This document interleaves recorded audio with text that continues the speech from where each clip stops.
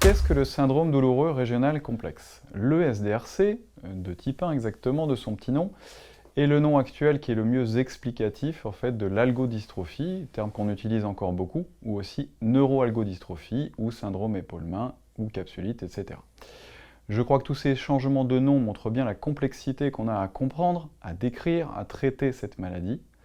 Et c'est donc l'association, un syndrome, sur toute une région du corps, souvent un membre, une main, d'une douleur anormale, donc d'intensité inhabituelle, de territoire inhabituel, avec un retentissement parfois psychologique inhabituel, avec, d'où sa complexité, d'autres manifestations d'emballement du système sympathique.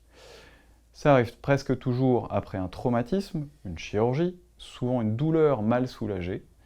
Ça touche un peu plus souvent les femmes, les personnalités anxieuses ou trop sous pression, ayant déjà eu ce syndrome, etc.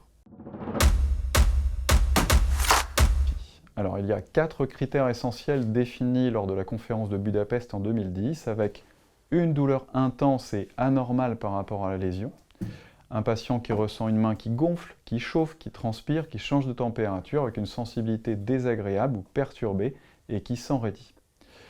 Un examen clinique qui confirme l'ensemble de ces signes, au moins la majorité, et surtout une absence d'autres explications pour tout ce qui se passe. Habituellement, ça évolue bien, donc il faut rassurer, mais dire que ça met du temps, avec une première phase dite chaude d'installation, qui donne souvent une main, par exemple, gonflée, rouge, chaude, douloureuse, très sensible, qui s'enraidit, puis une deuxième phase dite froide, qui laisse de la raideur et une main plus fragile, avec une sensibilité perturbée, qui va en général récupérer tranquillement en quelques mois. Mais parfois, une troisième phase dite de séquelles peut s'installer avec des raideurs qui sont définitives et qui, elles, peuvent nécessiter une chirurgie de libération.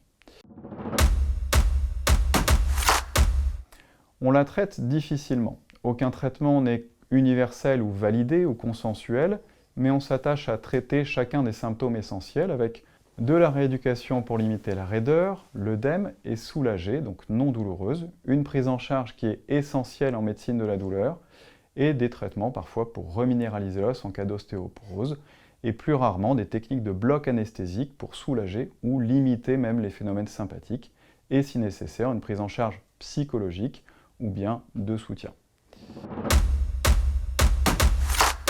Le chirurgien est souvent le mieux placé pour évoquer ce diagnostic si l'évolution lui semble anormale après une intervention ou après un traumatisme. En revanche, après, si je peux dire, il faut presque fuir les chirurgiens et orienter surtout vers des médecins ou mieux un centre spécialisé en médecine de la douleur qui sera le mieux équipé.